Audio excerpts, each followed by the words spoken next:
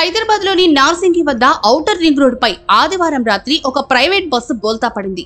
ఈ ఘటనలో ఒకరు మృతి చెందగా 15 మంది ప్రయాణికులు గాయపడ్డారు. మద్యం మత్తులో డ్రైవర్ మితిమీరిన వేగంతో బస్సు నడపడమే ప్రమాదానికి కారణమని నార్సింగి పోలీసులు తెలిపారు.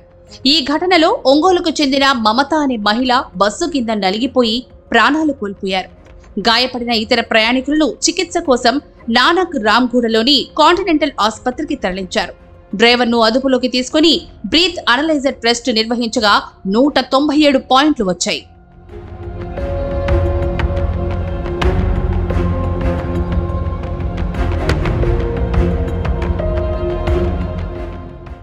హైదరాబాద్ నుంచి పుదుచ్చేరి వెళ్లాల్సిన మార్నింగ్ స్టార్ ట్రావెల్స్ కు చెందిన ఈ బస్సు గచ్చిబౌలి నుంచి బయలుదేరిన 15 నిమిషాల్లోనే ప్రమాదానికి గురైంది.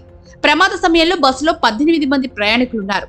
నార్సింగి అలైఖ్య రైజ్ టవర్స్ సమీపంలో ఓఆర్ఆర్ మీదుగా వెళ్తున్న సమయంలో బస్సు అదుపు తప్పి బోల్తా పడింది. ఆ సమయంలో బస్సు 150 కిలోమీటర్ల వేగంతో ఉన్నట్లు ప్రయాణికులు చెబుతున్నారు. వర్షం వల్ల రహదారి తడిగా ఉండడం, మలుపు తీసుకునే క్రమంలో బస్సు అదుపు తప్పి డివైడర్ను ఢీకొట్టింది. అతి వేగం కారణంగానే డివైడర్ను దాటి పక్క రహదారిపైకి దూసుకెళ్లి బోల్తా పడింది.